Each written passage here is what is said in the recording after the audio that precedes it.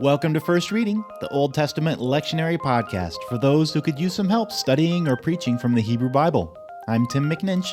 And I'm Rosie Candathel. We're both PhD candidates in Hebrew Bible at Emory University, and our fabulous colleague, the Reverend Dr. Rachel Wren, is off this week. The first reading for June 19th is 1 Kings chapter 19, verses 1 through 15a. This is Elijah's encounter with the still small voice of God at Mount Horeb. A fascinating text, and Tim, you're up this week. What do you have for us? Well, for starters, I should note that this is a text that we've treated before on the podcast. So if any of you out there are looking for more insights from 1 Kings 19, do a search over at firstreadingpodcast.com, and our previous episode on this passage will pop right up, especially focusing on Elijah's emotional, mental state in that first part of the reading. But I want to focus more on the latter part of the reading, the encounter at Horeb. Okay, great. So isn't Horeb the name for Mount Sinai in Deuteronomy? Yes, and also in a few spots in Exodus. The different names for the mountain of God in the wilderness is one of those clues that there are likely multiple sources behind the compiled Torah, Genesis through Deuteronomy. According to the theory, the name Horeb is probably attached to northern traditions from the kingdom of Israel, while the name Sinai comes from southern traditions that are connected to the kingdom of Judah. And actually, that schematic fits here, since the Elijah tradition is concerned primarily with events in the northern kingdom. Okay, that's really helpful background.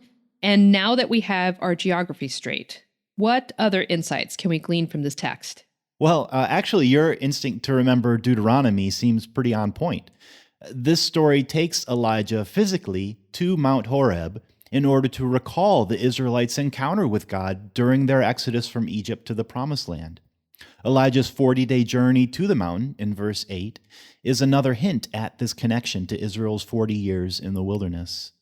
Deuteronomy 4 recalls that God spoke to Moses and the people out of the fire at Horeb, just as God had initiated Moses' call in Exodus 3 out of the fire of a not burning up bush, also at Mount Horeb, as it happens. Yeah, as you've said, these Exodus and Deuteronomy allusions seem pretty strong.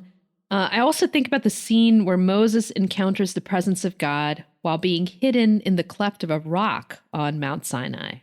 Yes, that's Exodus 33 to 34. And in our passage, especially in 1 Kings 19, verses 11 to 13, Elijah is hidden in a cave on the mountain while these powerful natural phenomena happen just outside the opening. This is curious. As a sort of side note, it's intriguing that the Exodus 33 encounter is from the Sinai rather than the Horeb tradition in the Torah. So it's actually a little out of place as an allusion in our 1 Kings reading at Mount Horeb specifically. But interestingly, there's a doublet in our 1 Kings text. The conversation between Elijah and the Lord happens twice, in verses 9 to 10, and then again in verses 13 to 14, with identical wording. And sandwiched in between them is this allusion to Moses' theophany in Exodus.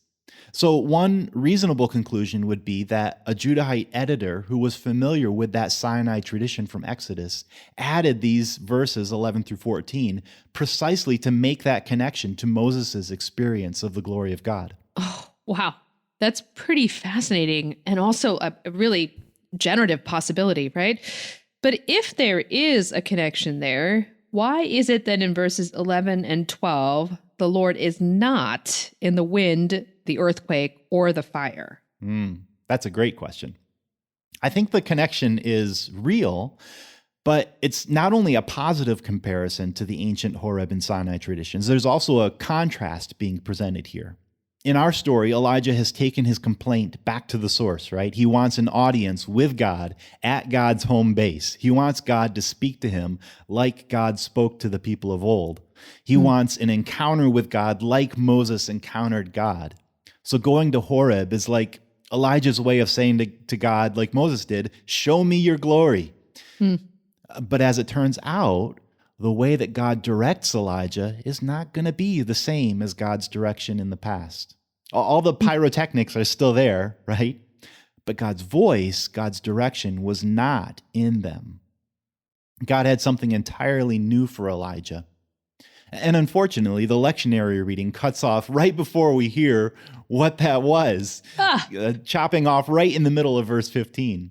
The unit itself continues beyond 15a into, surprise, surprise, 15b, and on until at least verse 18. Elijah's instructions are to anoint new kings in Aram and Israel, and to anoint his own prophetic successor, Elisha. Elijah has fled to Horeb because he fears that it's the end for the worship of God. But it turns out it's not the end. It's only a transition to a new day. Oh my goodness. This is great. Do I sense a preaching angle? You might. I would probably connect this passage to the possibility of newness and transition for congregations who would be hearing a sermon on this text. What got us here in the past may not be the recipe for the future. God is not bound to always do things in the same ways. And also, relevant to this passage, God's work in the world is not solely dependent on any individual. Elijah is so hung up on his sense that he's the very last surviving prophet of God. And yet God says in this passage that there are 7,000 faithful worshipers preserved in Israel, a symbolic number, meaning there's plenty of others, Elijah. It's not all on your shoulders.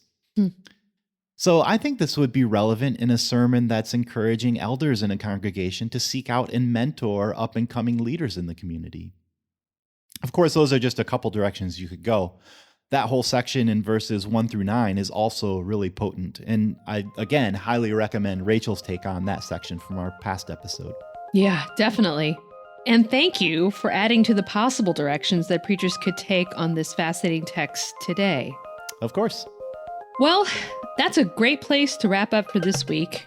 Thanks to all of you for listening, and a special thanks to those of you who support this work financially.